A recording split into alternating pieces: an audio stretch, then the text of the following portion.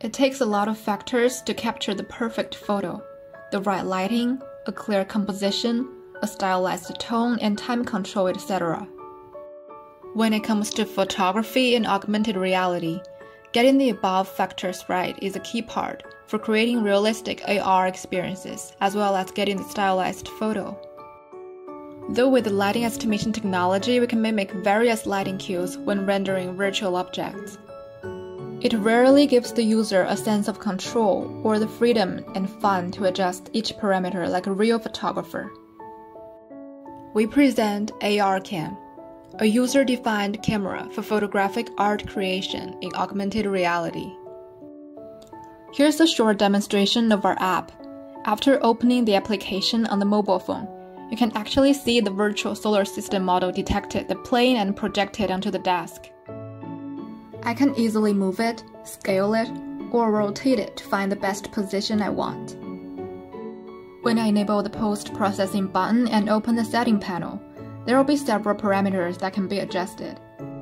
There are 5 parameters scattered in the semicircular panel and more detailed parameters corresponding to each of them. From the top to bottom, the first one is used to adjust the intensity, the angle, and the color of the light projected onto the object. Mixing the red, green, and blue colors allows you to create any color of the light.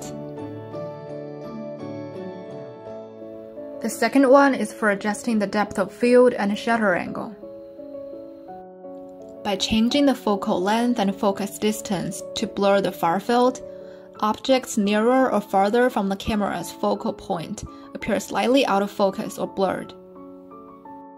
Increasing the value of the shutter angle gives longer exposure and a stronger blur effect. The object will be blurred in the direction of motion. For example, here you can notice the trailing effect of the mercury. The third parameter can change the overall tint of the render by adjusting the red, green, and blue color filters.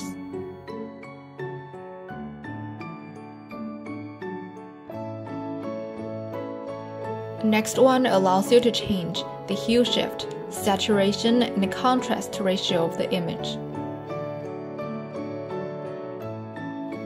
This can help you create many different styles and unique tones for your photos.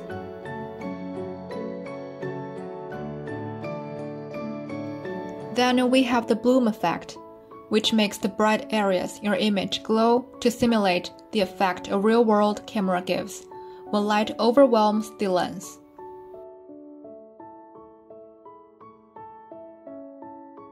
Also here we have chromatic aberration, which splits color along boundaries in an image into the red, green, and blue channels to reproduce the effect a real-world camera produces when light refracts and causes the wavelengths to disperse in the lens. And finally, we have the automatic light intensity adjustment option. By calling the phone's optical sensor, we can monitor the light intensity of the physical environment in real time to calculate the light intensity projected on the virtual object and display the values on the panel. You can touch the camera icon to get the shot and save it on your phone. Here are some comparison pictures. The lotus flower and lotus leaf in the scene are virtual objects. The left side is the original picture, and the right side uses the depth of field effect. In this set of images, the left is the original picture. The right uses the motion blur effect. The butterfly has a blurring effect when it flaps its wings.